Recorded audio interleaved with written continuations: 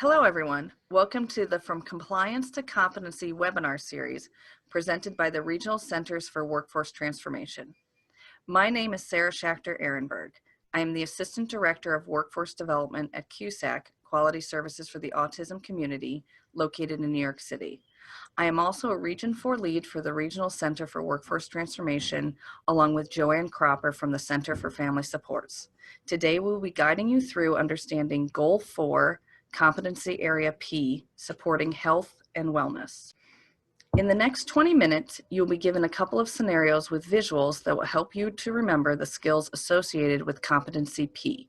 You will also be given a few examples of how and when to utilize your skills to best demonstrate your competency. Competency P focuses on the importance of supporting health and wellness. It is important that we support health and wellness in the work that we do. As a service provider, we are often the advocate and role model in health-related issues, as well as assisting the people we support in making balanced and health-conscious choices on a day-to-day basis. No one is expecting perfection in food choice or exercise from staff or from the people we support. The important thing is to understand the complexity of health choices and developing strong relationships with the people you support so that you all can make informed decisions on a day-to-day basis. There are 7 skills associated with Competency P. These skills are: 1, demonstrates and assists in nutritious meal planning and food preparation, storage, and handling procedures. Demonstrates knowledge and understanding of an individual's medical, physical, psychological, and dental health care needs. And 3, demonstrates knowledge of and uses accepted methods to prevent illness and disease and teaches prevention methods to the individual. 4, recognizes and responds in a timely manner to signs and symptoms of illness or injury and medical emergencies. 5, provides a safe and clean environment for the individual based on skill level and risks. 6, accurately documents and adequately protects all health information. And 7, understands and implements daily health practices to support good health. By doing so, the DSP enables the person we support to live their healthiest life as well as make choices that enhance their health and quality of life. By both supporting medical care in a healthy home, as well as exploring healthy choices with the person you support, you have opportunities to provide holistic services in many different ways. We will go over how to utilize these skills more specifically, but let's start off with one of the 2 scenarios. Keep the skills in mind as you listen to each scenario. You are a DSP supporting a person in their local IRA. While working in the IRA one evening, you are making dinner with Lucas when he starts saying he feels dizzy. He didn't have lunch today and hasn't eaten since breakfast. As a DSP, how should you respond in this situation? In order to demonstrate the skills we just went over, a DSP should understand how to recognize and respond to medical issues. They should have a good understanding of the medical history of the people they support and what medical conditions or illnesses each person might have. Knowing who to talk to if there are changes in a person's health or if there is an emergency is also a big part of supporting health and wellness. Now let's go back to the scenario where Lucas, the person you support, is feeling dizzy and states he hasn't eaten in over 8 hours.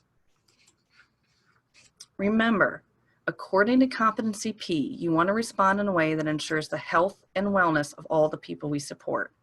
Our main goal here is to ensure that Lucas stays healthy and understands how to maintain his own health going forward.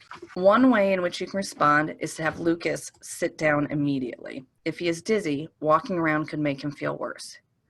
You should then get him a snack or a glass of juice while he is sitting down. You may then want to contact the residential nurse for direction on how you can further support Lucas. If you respond in this way, you will be demonstrating knowledge of the medical needs of the person you support and that you recognize the signs and symptoms of illness or other medical issues that may be occurring. The person you support will also know that you are a DSP who is responsive to their medical needs and understands how best to support them. After the medical emergency has been addressed, meet with the team and discuss ways to assist Lucas in making healthier choices. Your team could discuss different ways of how to support Lucas and discuss the experience of getting dizzy from not eating and the benefits of fueling his body. The team may also want to discuss how to develop a health or wellness goal that includes eating regularly and allows him to choose foods that are not only good for him, but ones that he will eat.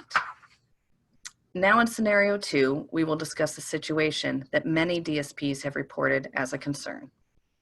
This scenario emphasizes the importance of supporting health and wellness among the individuals served. You are a DSP in a rehabilitation program supporting Violet as she works toward her goals of being independent in the community and obtaining competitive employment. Violet has hypertension, high blood pressure, and her doctor has suggested a low sodium diet. You and Violet are going to the store to get her lunch. You talk beforehand about what she's going to buy, a sandwich and some water. When you get to the deli, Violet orders a sandwich, fries, and a soda. As a DSP, you're concerned that Violet will have eaten too much salt and she will get sick, which may then get you into trouble. How should you respond to this situation? Remember, according to Competency P, you want to respond in a way that supports the overall health of the people you're working with, as well as give them opportunities to learn about how to improve or maintain their health. You are responsible for following the doctor's recommendations to help Violet improve her health. However, you are also focused on Violet making her own choices. How can you do this? There are a number of specific things you can do to demonstrate this competency.